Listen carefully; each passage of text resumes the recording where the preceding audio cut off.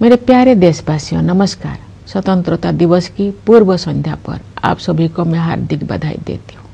हम सभी के लिए एक गर्व की बात है कि स्वाधीनता दिवस और गणतंत्र दिवस सभी भारतीय उत्साह और उमंग के साथ मनाते हैं। ये दिवस हमें भारतीय होने के गौरव का विशेष स्मरण कराते हैं। 15 अगस्त की तारीख हमारी सामूहिक स्मृति में गहराई से अंकित है। औपनिवेशिक शासन की लंबी अवधि के दौरान देशवासियों की अनेक पीढ़ियों ने ये सपना देखा था कि एक दिन देश स्वाधीन होगा। देश के हर हिस्से में रहने वाले पुरुष और महिलाएं, बूढ़े और जवान विदेशी शासन की बेड़ियों को तोड़ फेंकने के लिए व्याकुल थे। उनके संघर्ष में निराशा नहीं, अपितु बलवती आशा का भाव था। आशा का वही भाव स्वतंत्रता के बाद हमारी प्रगति को ऊर्जा देता रहा। कल जब हम अपने त्रिरंगे को सलामी दे रहे होंगे तो हम उन सभी स्वाधीनता सेनानियों को भी श्रद्धांजलि अर्पित करेंगे जिनके बलिदान के बल पर 78 साल पहले 15 अगस्त के दिन भारत ने स्वाधीनता हासिल की थी। अपनी स्वाधीनता का पुनः प्राप्त करने के बाद हम एक ऐसे लोकतंत्र के मार्ग पर आगे बढ़े जिसमें सभी वयस्कों को मतदान का अधिकार था। दूसरे शब्दों में कहे तो हम भारत के लोगों ने अपने नियति को स्वरूप देने का अधिकार स्वयं को अर्पित किया। अनेक लोकतांत्रिक व्यवस्थाओं में जेंडर, रिलीजन तथा अन्य आधारों पर लोगों के मताधिकार पर पाबंदियां होती थी, परंतु हमने ऐसा नहीं किया। चुनौतियों के बावजूद भारत के लोगों ने लोकतंत्र को सफलतापूर्वक अपनाया। लोकतंत्र को अपनाना हमारी प्राचीन लोकतांत्रिक मूल्यों की सहज अभिव्यक्ति थी। भारत भूमि विश्व के प्राचीनतम गणराज्यों की धरती रही है। इसे लोकतंत्र की जननी कहना सर्वथा उचित है। हमारे द्वारा अपनाए गए संविधान की आधारशिला पर हमारी लोकतंत्र का भवन निर्मित हुआ है। हमने लोकतंत्र पर आधारित ऐसी संस्थाओं का निर्माण किया जिनसे लोकतांत्रिक कार्यशैली को मजबूती मिली। हमारे लिए हमारा संविधान और हमारे लोकतंत्र सर्वोपरि है। अतीत पर दृष्टिपात करते हुए हमें देश के विभाजन से हुई पीड़ा को कदापि नहीं भूलना चाहिए। आज हमने विभाजन विभीषिका स्मृति दिवस मनाया। विभाजन के कारण भयावह हिंसा देखी गई और लाखों लोग विस्थापित होने के लिए मजबूर किए गए। आज हम इतिहास की गलतियों के शिकार हुए लोगों को श्रद्धांजलि अर्पित करते हैं।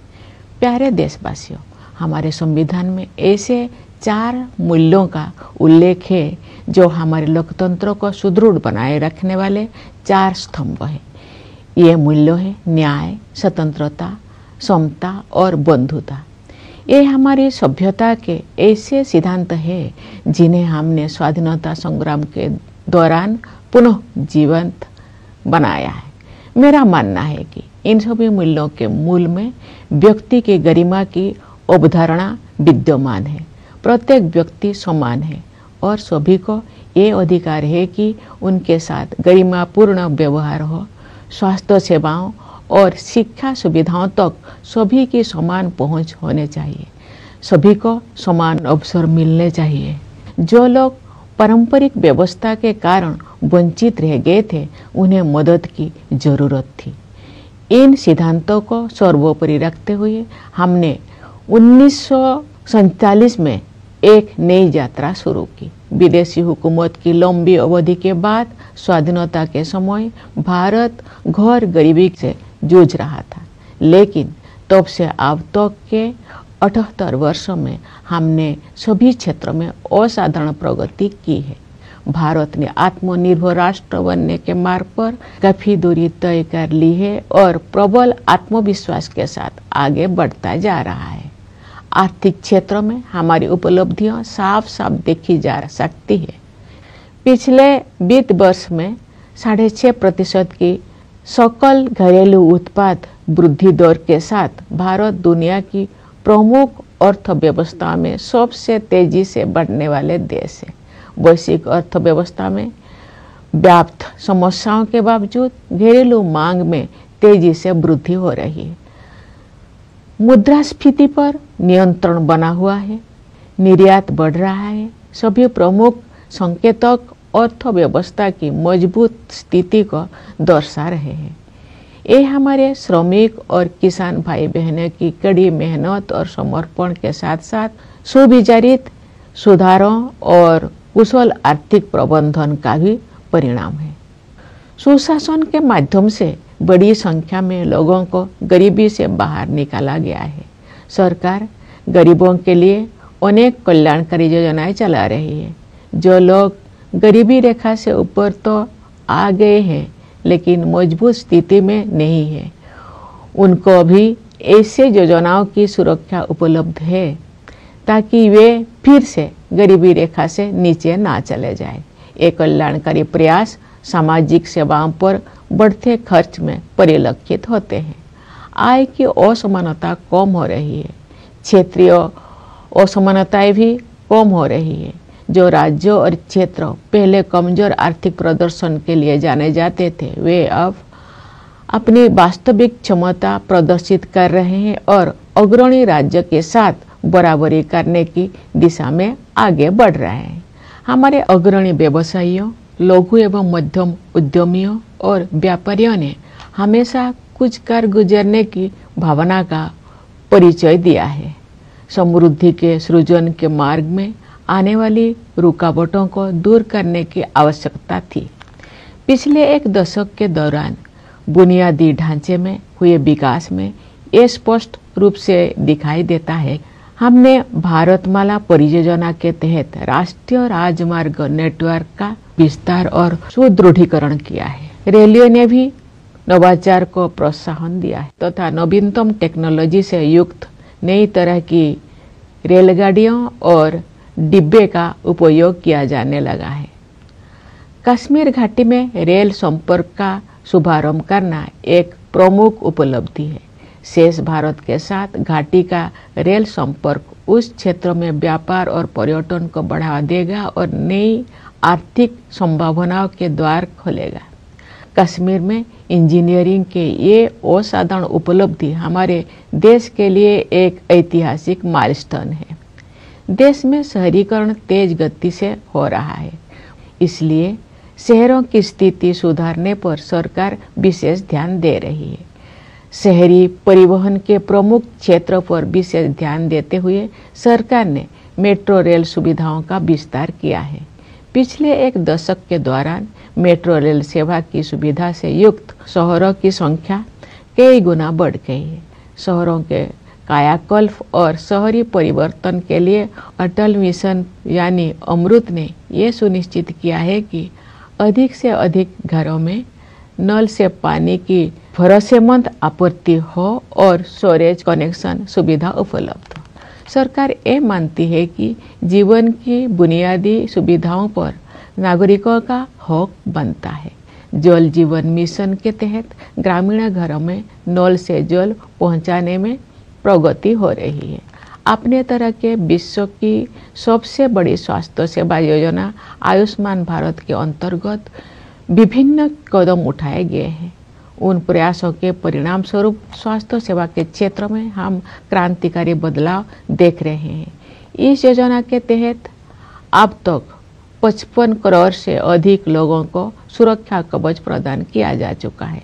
सरकार ने 70 वर्ष और उससे अधिक आयु के सभी वरिष्ठ नागरिकों को इस योजना की सुविधा उपलब्ध करा दी है, चाहे उनकी आय कितना भी हो। स्वास्थ्य सेवाओं तक पहुंच से जुड़ी असमानताएं दूर होने से गरीब और निम्न मध्यम वर्गों के लोगों को भी सर्वोत्तम संभव स्वास्थ्य सेवाएं उपलब्ध हो रही है। इस डिजिटल युग में ये स्वाभाविक है कि भारत में सबसे अधिक प्रगति सूचना प्रौद्योगिकी क्षेत्र में हुई है। लगभग सभी गांव में 4G मोबाइल कनेक्टिविटी उपलब्ध है। शेष कुछ हजार गांव में भी ये सुविधा शीघ्र ही पहुंचा दी जाएगी। इससे डिजिटल भुगतान तकनीकी को बड़े पैमाने पर अपनाना संभव हो पाया है। डिजिटल भुगतान के क्षेत्र में भारत कम समय में ही विश्व का अग्रणी देश बन गया है।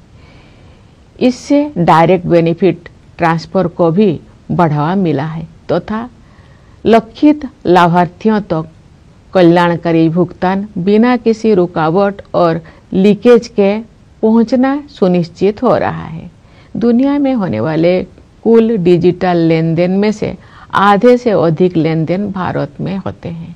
ऐसे बदलाव से एक गतिमान डिजिटल अर्थव्यवस्था का निर्माण किया गया है, जिसका योगदान देश के सकल घरेलू उत्पाद में साल दर साल बढ़ रहा है। आर्टिफिशियल इंटेलिजेंस टेक्नोलॉजिकल एडवांसमेंट का अगला चरण है जो हमारे जीवन में अपना स्थान बना चुका है। सरकार ने देश के एआई क्षमताओं को मजबूत करने के लिए इंडिया एआई मिशन शुरू किया है। इस मिशन के तहत ऐसे मॉडल विकसित किए जाएंगे जो भारत की विशिष्ट आवश्यकताओं को पूरा करेंगे। हमारी आकांक्षा है कि वर्ष 2047 तक भारत एक ग्लोबल एआई हब बन जाए।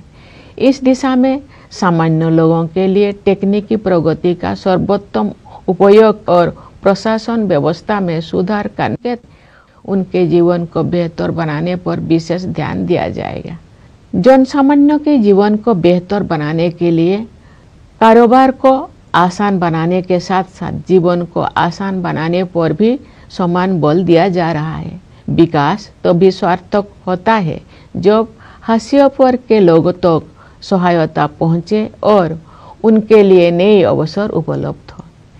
इसके अलावा हम हर संभव क्षेत्रों में अपनी आत्मनिर्भरता बढ़ा रहे हैं। इससे हमारा आत्मविश्वास बढ़ा है और विकसित भारत बनने की हमारी यात्रा की रफ्तार तेज हुई है। पिछले सप्ताह 7 अगस्त को देश में राष्ट्रीय हथकरघा दिवस मनाया गया। इस दिवस को मनाने का उद्देश्य हमारे बुनकरों और उनके उत्पादों का सम्मान करना है। हमारे स्वाधीनता संग्राम के दौरान 1905 में शुरू किए गए स्वदेशी आंदोलन की स्मृति में वर्ष 2015 से ये दिवस हर साल मनाया जाता है।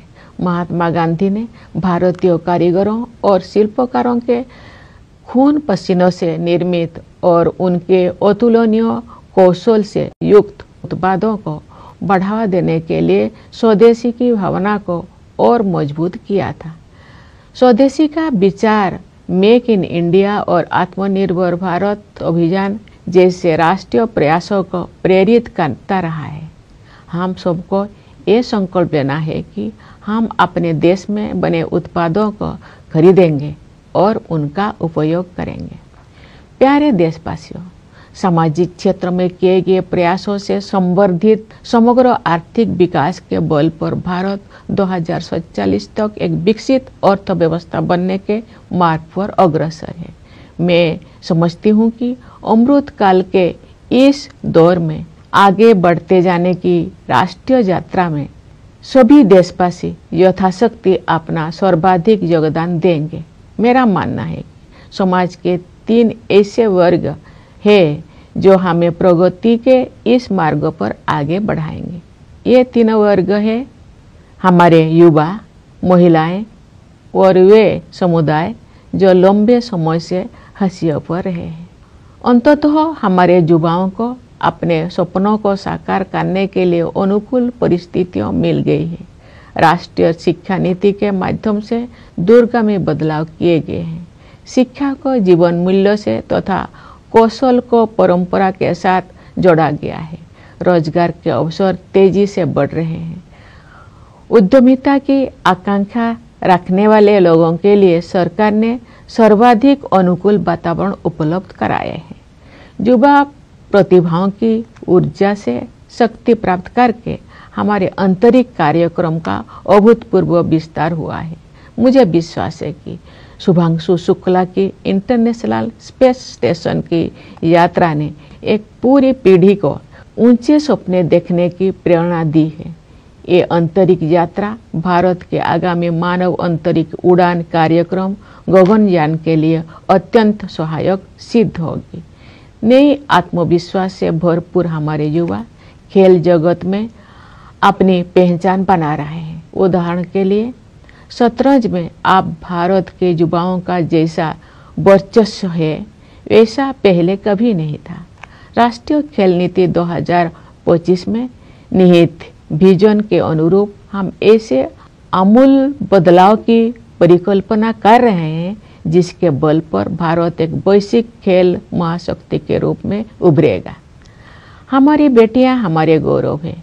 वे प्रतिरक्षा और सुरक्षा सहित हर क्षेत्र में अवरोधों को पार करके आगे बढ़ रहे हैं। खेलकूद को उत्कृष्टता, सशक्तिकरण और क्षमताओं का महत्वपूर्ण संकेतक माना जाता है।